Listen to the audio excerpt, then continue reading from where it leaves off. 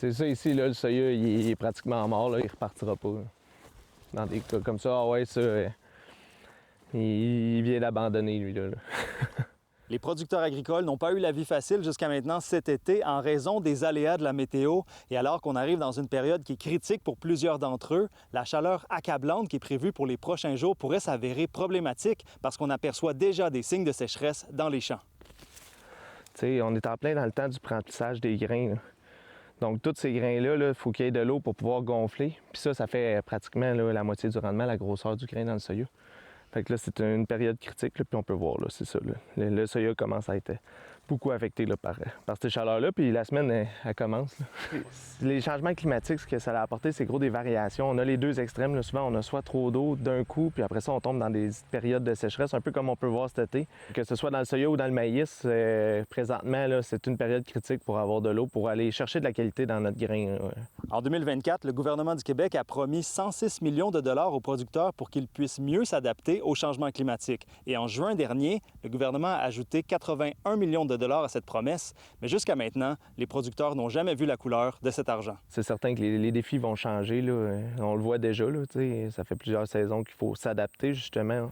Comment que, financièrement les fermes sont présentement là, avec les conditions générales. Là. On n'est peut-être pas adapté à ça. Puis c'est là que le gouvernement aurait sa place à venir aider. Là. Mais la chaleur n'impacte pas seulement les plantations, les conditions peuvent également être compliquées pour les animaux. Habitués aux vagues de chaleur intenses des dernières années, les agriculteurs locaux ont su s'adapter. Ici, à la ferme Chartier et Fils en Mauricie, c'est plusieurs dizaines de ventilateurs géants qui tournent en permanence dans l'étable. C'est beaucoup des fans qui font refroidir l'ambiance en dedans du bâtiment. Je pourrais pas te dire le nombre de fans, là, mais c'est comme pareil si on aurait un vent tout le temps de peut-être 15-20 km à l'heure dans le bâtiment. Oui, c'est sûr qu'il y en a qui y a moins de budget de mis dans la ventilation, mais là, ils n'ont comme pas le choix. Là, c'est comme c'est notre salaire qui est là. Fait que là, si on ne prend pas soin des vaches, mais c'est sûr qu'ils n'ont pas de salaire, fait que là, ils n'ont comme pas le choix d'en mettre. Là. C'est comme une nécessité. Au niveau des porcs, les truies, là, c'est vraiment difficile, vraiment.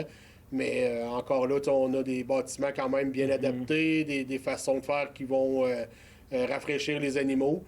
Mais ça commence au niveau production, là, vraiment, là, au niveau période de croissance, là, ça peut impacter cette sécheresse-là. Là. Mais non, faut être prudent. Bien que le milieu agricole s'adapte, entre précipitations extrêmes et vagues de chaleur intenses, la météo de cet été aura définitivement eu un impact sur leur production. À Trois-Rivières, Samuel Bidot pour Nouveau Info.